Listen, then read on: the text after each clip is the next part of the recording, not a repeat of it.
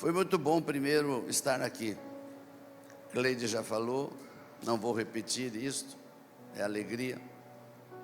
E também foi muito bom estar aqui assistindo, porque é no momento que eu recebo palavras de alguém, que alguém está ministrando, é que Deus fala comigo.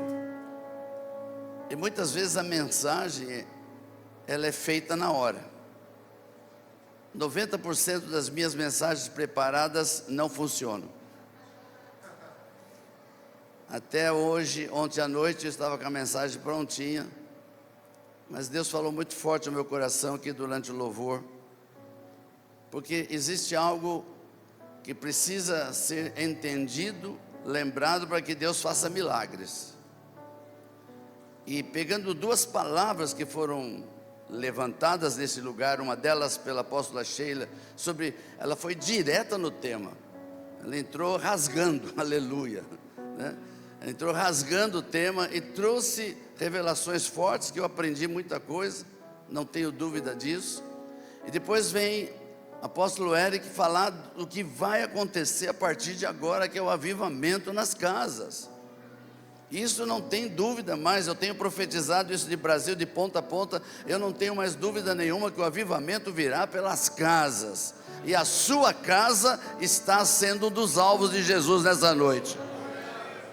Você não está aqui por acaso, você não veio por causa da conferência, veio porque o Espírito Santo quer levar você a um avivamento na sua casa. E eu peguei essas duas palavras, mas existe uma outra, por outro lado, muito boa, com a melhor das intenções, e que me gerou a mensagem.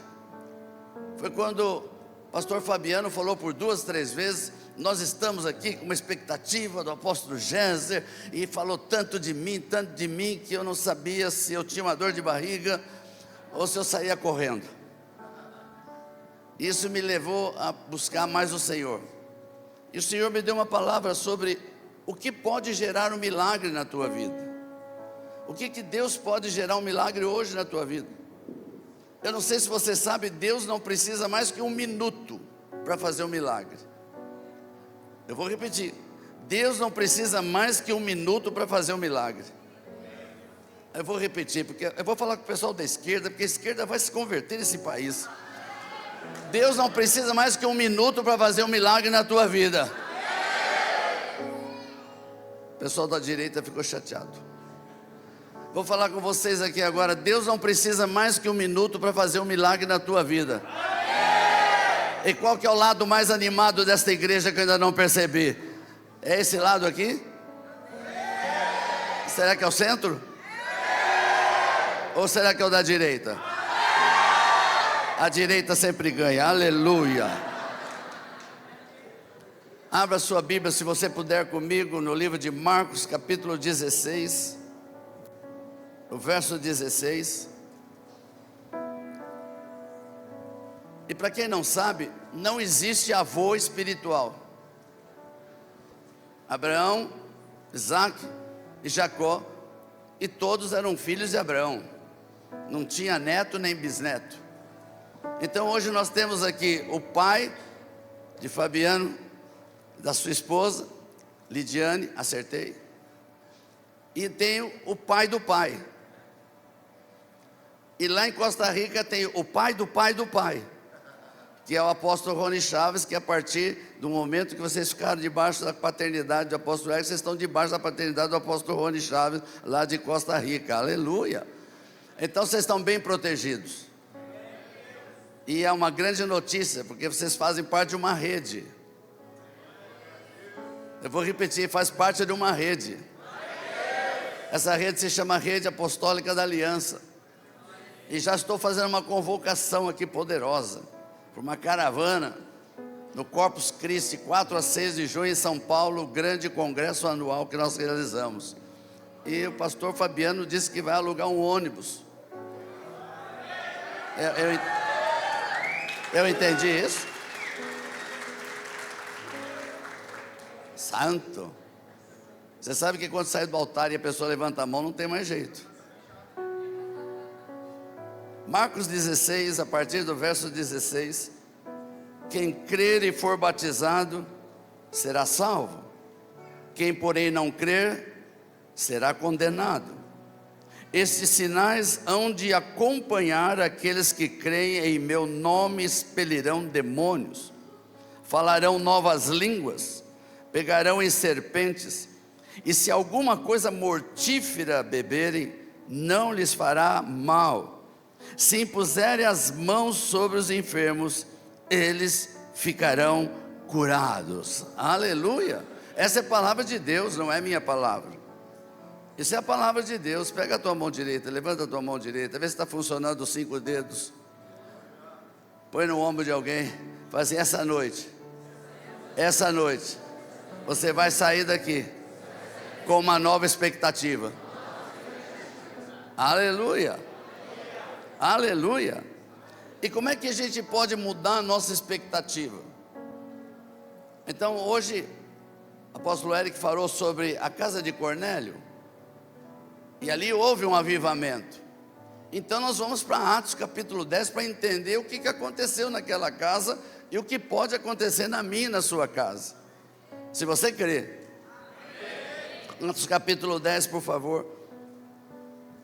Atos 10, a partir do verso 1. Morava em Cesareia um homem de nome Cornélio, centurão da corte chamada italiana, piedoso, temente a Deus com toda a sua casa, e que fazia muitas esmolas ao povo e de contínuo orava a Deus. Este homem observou claramente durante uma visão, cerca da hora 9 do dia, que é por volta de meio-dia, um anjo de Deus que se aproximou dele e lhe disse: Cornélio. Este, fixando nele os olhos e possuído de temor, perguntou-lhe: que é, Senhor? E o anjo lhe disse: as tuas orações e as tuas esmolas subiram para a memória diante de mim. Agora envia mensageiros a Jope e manda chamar Simão, que tem por sobrenome Pedro. Ele está hospedado com Simão Curtidor, cuja residência está situada à beira-mar. Logo que se retirou o anjo que lhe falava, chamou 2 dos seus domésticos e um soldado piedoso, dos que estavam ao seu serviço, e havendo-lhes contado tudo, enviou-os a Jope. No dia seguinte, repete comigo: o dia seguinte. Indo eles de caminho, estando já perto da cidade, subiu Pedro ao eirado, por volta da hora 6. Na verdade, hora 6 é meio-dia e hora 9 é 3 horas da tarde, a fim de orar, estando com fome. Quantos aqui já viram crente com fome? Alô? Olha para o teu irmão e fala assim: não disfarça não, que é de você que está falando. Quis comer, mas enquanto lhe preparavam a comida, sobreveio-lhe um êxtase. Então viu o céu aberto e descendo um objeto como se fosse um grande lençol, o qual era baixado à terra pelas 4 pontas, contendo toda sorte de quadrúpedes, répteis da terra e aves do céu. E ouviu-se uma voz que lhe dizia a ele: levanta-te, Pedro, mata e come. Mas Pedro replicou: de modo nenhum, Senhor, porque jamais comi coisa alguma comum e imunda. Segunda vez a voz lhe falou: ao que Deus purificou, não consideres comum. Sucedeu isso por 3 vezes, e logo aquele objeto foi recolhido ao céu. Enquanto Pedro estava perplexo sobre qual seria o significado da visão, eis que os homens enviados da parte de Cornélio, tendo perguntado pela casa de Simão, pararam junto à porta, e chamando indagavam se estava ali hospedado Simão, por sobrenome Pedro. Enquanto meditava Pedro acerca da visão, disse-lhe o Espírito: estão aí 2 homens que te procuram. Levanta-te, pois, desce e vai com eles, nada duvidando, porque eu os enviei. E descendo Pedro para junto dos homens, disse: aqui me tendes, sou eu a quem buscais, a que viestes? Então disseram: o centurião Cornélio, homem reto e temente a Deus, e tendo bom testemunho de toda a nação judaica, foi instruído por um santo anjo para chamar-te à sua casa e ouvir as tuas palavras. Pedro, pois, convidando-as a entrar, hospedou-os, e no dia seguinte, repete comigo, no dia seguinte, levantou-se e partiu com eles. Também alguns irmãos dos que habitavam em Jope foram em sua companhia. No dia imediato, entrou em Cesareia. Cornélio estava esperando por eles, tendo reunido seus parentes e amigos íntimos. Repete comigo, isso aqui é muito importante. Cornélio estava esperando por eles, e reuniu amigos e parentes. Aleluia. Aconteceu que, indo Pedro ao entrar, lhe saiu Cornélio ao encontro e, prostrando-se aos pés, o adorou. Mas Pedro o levantou, dizendo: ergue-te, que eu também sou homem. Falando com ele, entrou, encontrando muitos reunidos ali, a quem se dirigiu, dizendo: vós bem sabeis que é proibido a um judeu a juntar-se ou mesmo aproximar-se de alguém de outra raça. Mas Deus me demonstrou que a nenhum homem considerasse comum ou imundo. Por isso, uma vez chamado, vim sem vacilar e pergunto: por que razão me mandaste chamar? Eu quero parar aqui, mas não quero parar o texto ainda não, porque nós vamos ler o resto. Eu quero que você entenda algo muito forte hoje. Pedro é um judeu de nascimento, judeu realmente que tem toda a parte judaica dentro dele, histórica. Pedro está na casa de um homem chamado Simão, na beira-mar, na cidade de Jope. Eu pude passar naquela casa, não sei se vocês passaram. Esta casa ainda está lá como marca deste lugar. E Simão está ali, simplesmente visitando uma casa. E do outro lado, na cidade de Filipe, tem uma pessoa que não é judia. Essa pessoa, ele é da corte italiana, ímpio, mas é um homem temente a Deus. Então eu tenho dois lugares. Eu tenho Filipe aqui, e aqui eu tenho Jope. A distância entre esta cidade e aquela cidade são 2 dias andando a pé, porque naquela época não tinha carro, nem jumento, nem cavalo, eles andavam a pé. Então, para chegar lá, eles têm que levar 2 dias.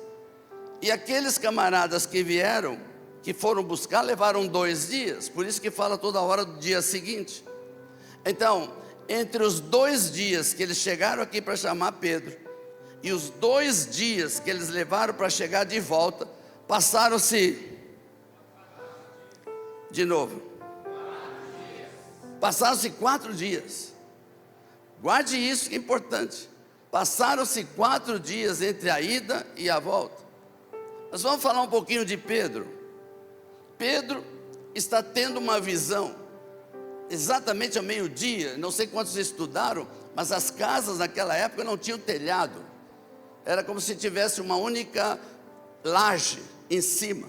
E eles subiam em cima dessa laje, e ali eles faziam orações, e ali eles cultuavam. E você pode imaginar ao meio-dia o sol de Israel, um sol de 50 graus, e Pedro com fome. Alô? E a Bíblia diz que ele teve um êxtase. Graças a Deus que depois explica, porque se parasse aqui eu ia dizer também, com 50 graus e com fome só pode ter êxtase. Mas era a êxtase do Espírito Santo. E Deus está trabalhando com ele. E Deus quer trabalhar com você essa noite. Eu estou sentindo algo aqui muito especial. Deus quer quebrar algumas tradições.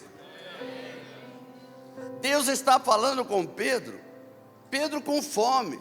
E desce um lençol do céu cheio de animais. Mas tinha animais imundos que o judeu não podia comer.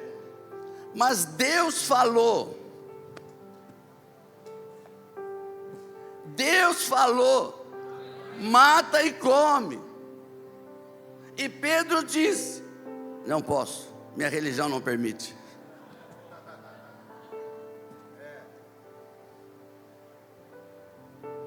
Tem muita gente que é religioso e por causa da religião não consegue ouvir Deus. A religião embute as pessoas. A pessoa fica religiosa. Pedro era religioso e Deus falando mata e come, ele dizendo para Deus: eu não vou fazer isso porque a minha religião não permite. Que religião é essa? Que o próprio Deus não é atendido. Por 3 vezes Deus deu oportunidade, mas Deus queria ensiná-lo algo, que tudo que Deus faz, tudo que Deus entrega, tudo que Deus promete, nada é comum e nada pode ser desperdiçado, porque tudo vem de Deus e tudo que vem dele é puro e perfeito. Agora o Espírito Santo fala com Pedro.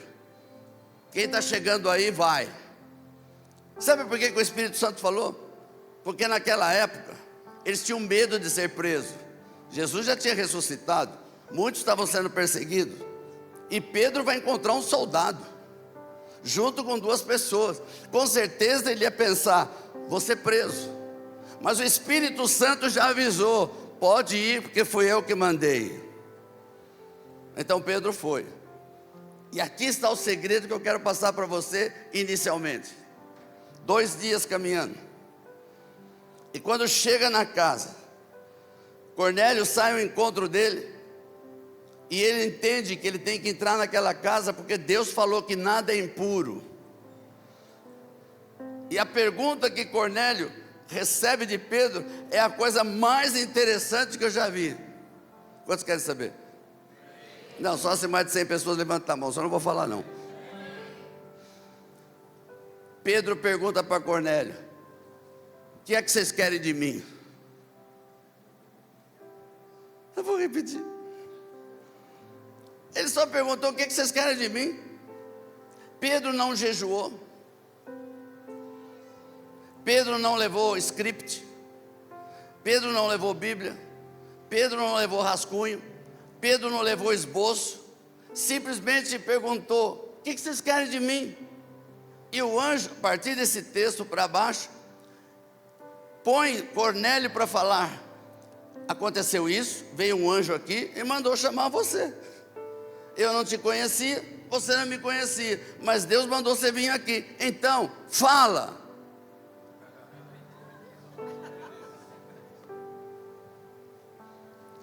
Eu posso falar uma coisa aqui, em particular?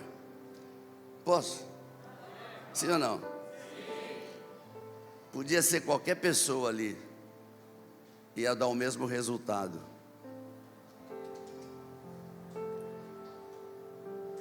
Não, você não pegou. Podia ser qualquer Zé Ninguém pregando ali, ia dar o mesmo resultado, porque a expectativa deles não estava em Pedro, a expectativa deles estava que Deus ia usar alguém para falar com eles.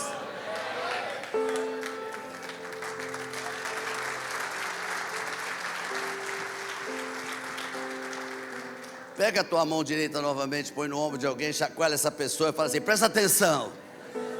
Nunca coloque a sua expectativa em quem vai pregar.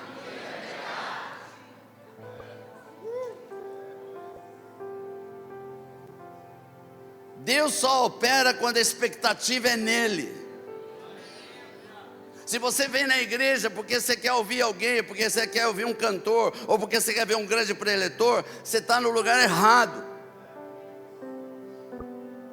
Se você quer que Deus opere na tua vida, você tem que vir na igreja com a expectativa de que Deus vai operar de alguma maneira. Não sei quem Ele vai usar, não sei se é o porteiro, eu não sei se lá na porta Deus já vai usar a pessoa, eu não sei se aquela pessoa que está dançando Deus vai me usar, eu não sei que Deus vai falar comigo. Então a minha expectativa é em Deus.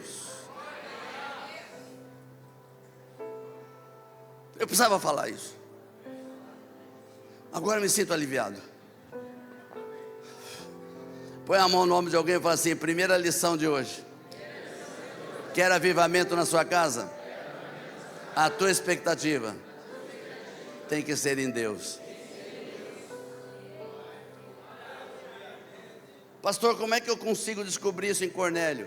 Gente, o camarada ficou 4 dias esperando e não saiu do lugar.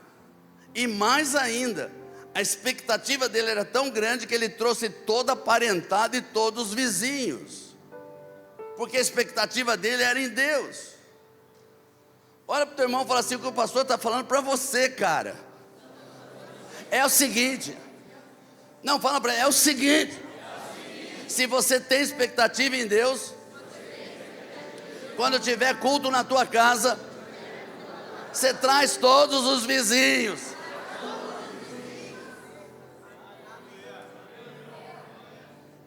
Por que nós não convidamos as pessoas? Porque nós mesmos não temos expectativa que vai acontecer alguma coisa. Se eu, na minha expectativa que não vai acontecer nada, vai ser só um culto, vai ser só uma reunião, eu não vou convidar ninguém. Mas se eu tenho certeza que Deus vai agir, vai ter milagres, então eu tenho que trazer muita gente. E assim começa o avivamento na tua casa.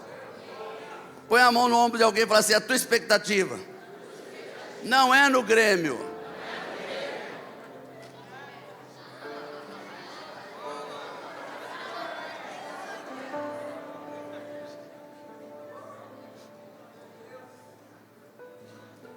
Você está aqui comigo?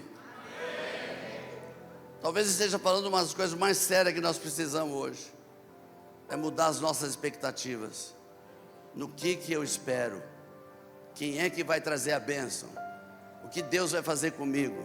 Por que eu vou à igreja? Por que eu me reúno? Por que eu oro? Por que eu leio a palavra? Qual é a minha expectativa? Porque se eu não tiver expectativa, eu sou só um religioso. E quando Deus falar com você, você vai dizer: não posso, minha religião não permite. Põe a mão no nome de alguém, por favor, diga assim: eu acho que o pastor andou olhando o seu Facebook.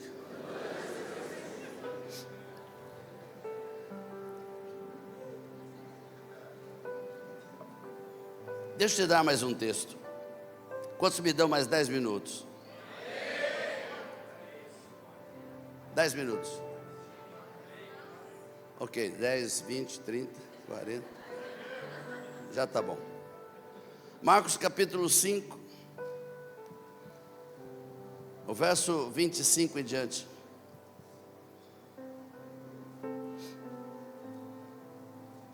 Aconteceu que certa mulher, que havia 12 anos, vinha sofrendo de uma hemorragia, e muito padecia na mão de vários médicos, tendo despendido tudo quanto possuía, sem contudo nada aproveitar. Pelo contrário, piorou.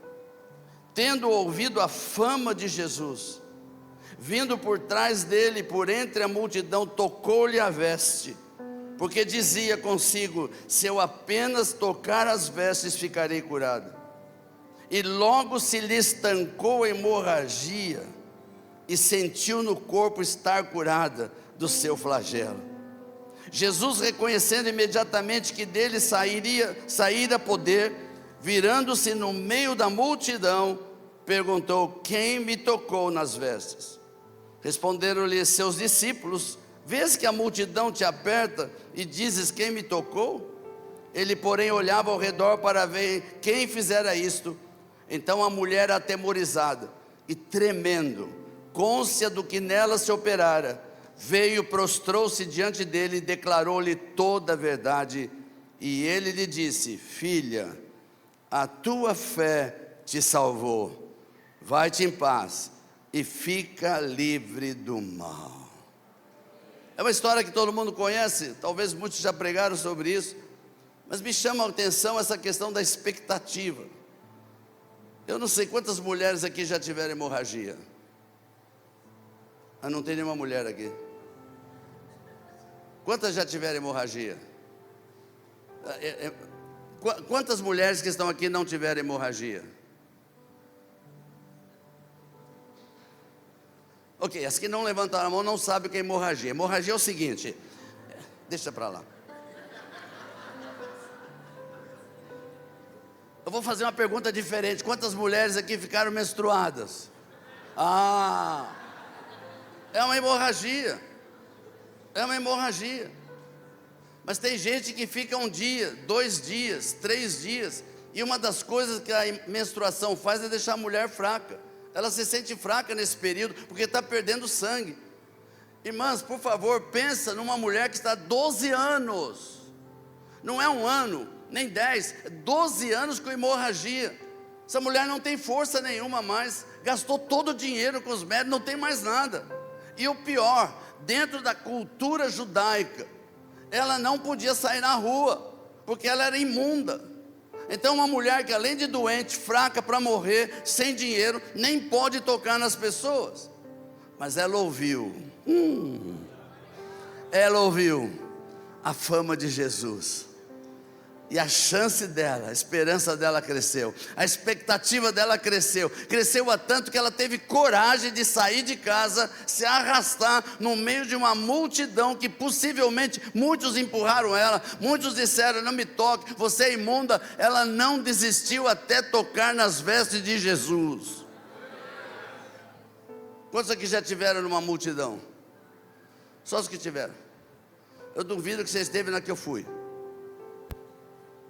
Quando minha filha morava em Londres, ela morou 6 anos em Londres, depois que casou, e a gente ia lá uma vez por ano, muito caro para ir lá, principalmente naquela época. Então eu preferia ir lá no mês de verão, que é metade do ano, o verão lá em julho, agosto, setembro, era quando eu ia, porque é uma cidade muito fria, eu não gosto de frio, por isso não me chame aqui no tempo do frio. Mas chegou uma vez que a minha filha insistiu tanto, que ela dizia: pai, eu queria que você viesse aqui passar o final do ano, porque tem um evento na cidade que eu queria que você fosse. E nós resolvemos ir, final de ano, um frio daqueles.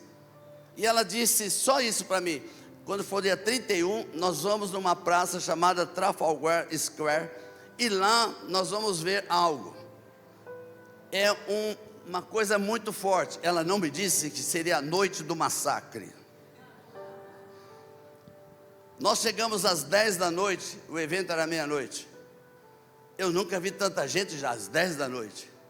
Nós tivemos dificuldades porque ela queria que a gente chegasse no centro da praça, onde tem um relógio eletrônico. E nós tentamos de toda forma chegar lá. Chegamos ao ponto de ver o relógio, paramos, e foi enchendo, e foi enchendo, e foi enchendo. Queridos, deixa eu falar algo para você. Eu nunca fiquei apavorado como aquele dia, porque eu pensava: se der um boom qualquer, vai passar um por cima do outro, vai morrer todo mundo. A gente ficou de uma forma, eu vou explicar exatamente como nós ficamos. Não podia fazer isso, porque se fizesse isso não tinha mais como voltar a mão. Se virasse assim, ficava pro resto do dia, porque era uma pessoa encostada na outra, mas encostada. E teve uma hora que o pessoal começou a andar para lá e não teve jeito, foi todo mundo, e eu desesperado tentando segurar minha esposa, e o pessoal tudo falando em italiano e alemão, tudo que é língua, e eu rala malaxere, canta labás, eu vou falar em outras línguas também. Irmão, passamos um sufoco, você não tem ideia. E quando foi meia-noite, o relógio virou 0001, todo mundo se cumprimentou e fomos embora.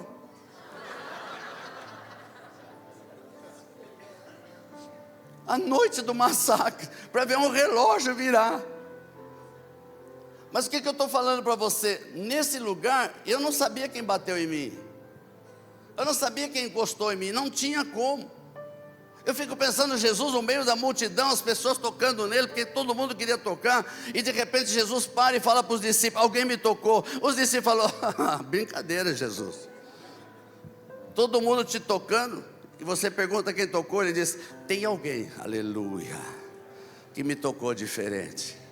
Tem alguém que tocou com expectativa. Tem alguém que acreditou que só de tocar em mim vai acontecer um milagre. Tem alguém que veio com expectativa, e ele procurou essa pessoa, e essa pessoa se apresentou. E uma coisa, Jesus não orou por ela, Jesus não pôs a mão nela, Jesus não fez nada, simplesmente disse: filha, a tua fé te salvou. Forte, forte, forte, forte. Põe a mão no ombro de alguém e fala assim: se você tem uma expectativa,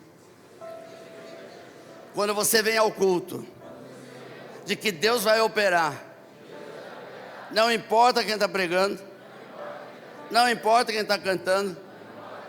Não importa até quem sentou do teu lado. A tua expectativa vai gerar o teu milagre. Aleluia. Aleluia. João capítulo 5.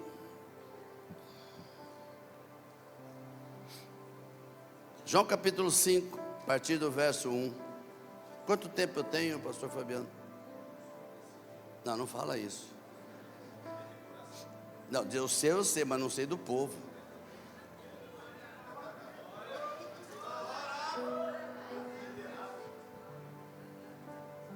Quantos dão aleluia? Quero ver se aguentar até o fim. João capítulo 5, verso 1. Passadas estas coisas, havia uma festa dos judeus, e Jesus subiu para Jerusalém. Ora, existe ali, junto ao porta das ovelhas, um tanque chamado em hebraico Betesda, o qual tem 5 pavilhões. Nestes jazia uma multidão de enfermos, cegos, coxos, paralíticos, esperando que se movesse a água, porquanto um anjo descia em certo tempo agitando-a, e o primeiro que entrava no tanque, uma vez a água agitada, sarava de qualquer doença que tivesse. Estava ali um homem, enfermo, havia 38 anos. Jesus, vendo-o deitado e sabendo que estava assim há muito tempo, perguntou-lhe: queres ser curado? Que pergunta? Jesus uma vez perguntou para um cego: o que você quer? Por que Jesus pergunta? Presta atenção nisso. Por que Jesus pergunta para um leproso de 38 anos, que nunca foi curado: queres ser curado? Por que Jesus pergunta para um cego que ninguém conseguiu curá-lo: queres ser curado? Por que Jesus pergunta sabendo e vendo? Porque Jesus quer saber qual a expectativa que ele tem. Porque ele poderia pensar um monte de coisa. Esse aleijado poderia pegar: Senhor, me arruma uma pessoa para me levar na água. O cego poderia dizer: me arruma um motorista para me levar para qualquer lugar. Mas todos os dois falam: eu quero ser curado. Quando a expectativa é real, Deus opera. Ah, você não recebeu. Quando a expectativa tua é real, Deus opera. Não precisa ninguém orar, não precisa muitas vezes ninguém pôr a mão, não precisa muitas vezes fazer nada. Só a tua expectativa em Deus é a única coisa que Deus precisa. Que você tenha expectativa que Ele ainda opera hoje como Ele operava no passado. Porque o Deus de hoje é o mesmo Deus do passado, é o mesmo Deus que opera hoje, operava no passado. Ele não mudou e não muda nunca. Ele continua presente hoje, em qualquer lugar onde houver uma expectativa dEle. Pode ser na sua casa. Quantos estão aqui comigo? E para terminar, não, eu já vi que isso aí é combinado, deixa para lá. Lucas capítulo 18, o verso 34. Eles, porém, nada compreenderam acerca destas coisas, e o sentido dessas palavras era-lhes encoberto, de sorte que não percebia o que ele dizia. Mas aconteceu que, aproximar-se ele de Jericó, estava um cego assentado à beira do caminho pedindo esmolas. E ouvindo o tropel da multidão que passava, perguntou o que era. Anunciaram-lhe que passava Jesus o Nazareno. Então ele clamou: Jesus, filho de Davi, tem compaixão de mim. E os que iam na frente o repreendiam para que se calasse. Ele, porém, cada vez gritava mais alto: Filho de Davi, tem misericórdia de mim. Então parou Jesus e mandou que lhe trouxesse. E tendo ele chegado, perguntou: que queres que eu te faça? Respondeu ele: Senhor, que eu torne a ver. Então Jesus lhe disse: recupera a tua vista, a tua fé te salvou. Imediatamente tornou a ver e seguiu, glorificando a Deus. Também todo o povo, vendo isso, dava louvores a Deus. Sabe o que eu estou entendendo hoje? Que eu não preciso esperar o Benihim vir aqui. Eu não preciso esperar que venha o Géser Cardoso aqui. Eu não preciso esperar que venha ninguém famoso. Porque quando tem gente famoso, Deus não brilha. Deus só quer pessoas que tenham expectativa nele. Deus quer pessoas simples que têm expectativa nele. Quando você tem expectativa nele, mesmo muitas vezes sem ninguém orar por você, você sai curado do templo, você sai curado da reunião, porque você tinha expectativa naquele que cura, porque só ele tem poder para curar, e ele continua usando pessoas as mais variadas, simples, não estrelas, porque estrelas brilham, mas quem não é estrela é que Deus está querendo usar. Quer usar pessoas que não tem nem nome, que não tem nem crachá, que não tem nem curso, que não tem nada, para que a glória seja dele. Você é o candidato nessa noite para isso. Aleluia, aleluia, aleluia, aleluia. O que pode impedir a tua expectativa? Eu não vou ler o texto, porque é muito conhecido. Lázaro morreu. A palavra de Deus diz isso. Lázaro morreu. As irmãs de Lázaro, Maria e Marta, você vai encontrar isso nos evangelhos, principalmente nesse texto que nós podíamos ler aqui, mas não é necessário, de João capítulo 11, todinho capítulo 11, fala da ressurreição de Lázaro. Marta e Maria conviveram com Jesus. Marta queria servir Jesus todo o tempo. Eu estou repetindo uma história que você conhece. Maria escolheu a melhor parte, sentava ao lado de Jesus, ficava ouvindo a palavra. Os três conheciam Jesus. Jesus sempre que passava em Betânia ficava na casa deles. Mas agora Lázaro morreu e Jesus está longe. Jesus levou 4 dias para chegar em Betânia e Lázaro já está enterrado. E o que me chama a atenção, quantos aqui querem ser como Marta? Alô? Ninguém? Ninguém? Quantos querem ser como Maria?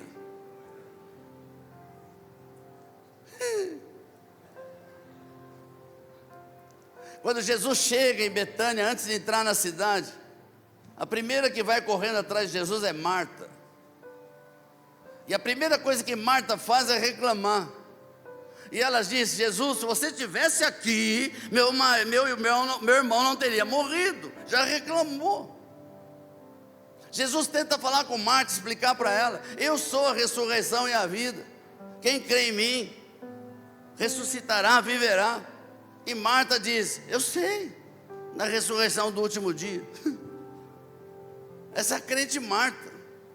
Jesus tentou falar: eu sou aqui, você verá minha glória. Ela continuou incrédula.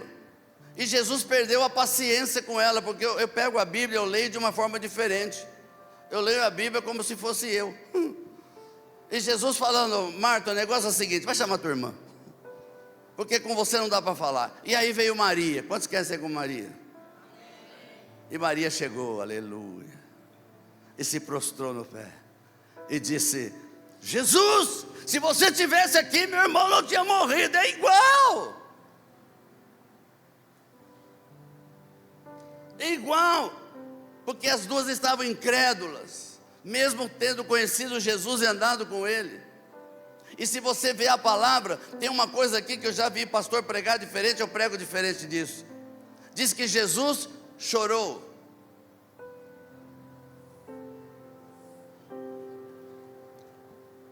Seja um gaúcho de verdade agora. Jesus ia chorar por alguém que ele vai ressuscitar? Jesus vai chorar sabendo que ele vai ressuscitar o cara? Por que ele vai chorar? Ele chorou por causa da incredulidade do povo. Ele estava ali dizendo: eu sou a ressurreição e a vida. Ninguém acreditava. Então ele chorou. Põe a mão no ombro de alguém e fala assim: não sei quantas vezes, mas eu tenho certeza que você já fez Jesus chorar pela sua incredulidade. O que impede a ação de Deus e de Jesus e do Espírito Santo é a nossa incredulidade. A gente sempre pensa: um dia, quando vier alguém famoso, vai acontecer algo. Mas aí vem o obreiro mais simples da igreja pregar: E você já vira o pescoço, vira o nariz. Fala, e esse cara que vai pregar hoje? Porque a nossa expectativa está em pessoas. Mas nós vamos mudar hoje. Porque aqui começa um tempo novo. Esse congresso é um divisor de água. Vai haver avivamento nas casas. Mas cada casa vai ter que mudar a expectativa. A tua expectativa não ser nunca mais em quem prega, em quem canta, em quem dança. A tua expectativa é naquele que opera, o Senhor dos céus, a Rei dos reis e Senhor do Senhor, o único que pode mudar a tua vida. E Ele é tão poderoso que Ele pode até mudar os gremistas. Não para torcer para o Inter, mas para torcer para Jesus a partir de agora.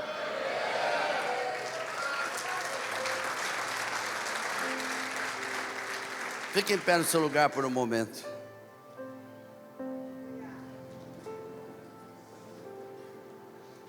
Põe a mão no teu coração e diga assim: Senhor, me ajuda a criar uma expectativa que o Senhor opera ainda hoje. Porque se o Senhor opera hoje, eu posso ser o primeiro a receber algo do Senhor.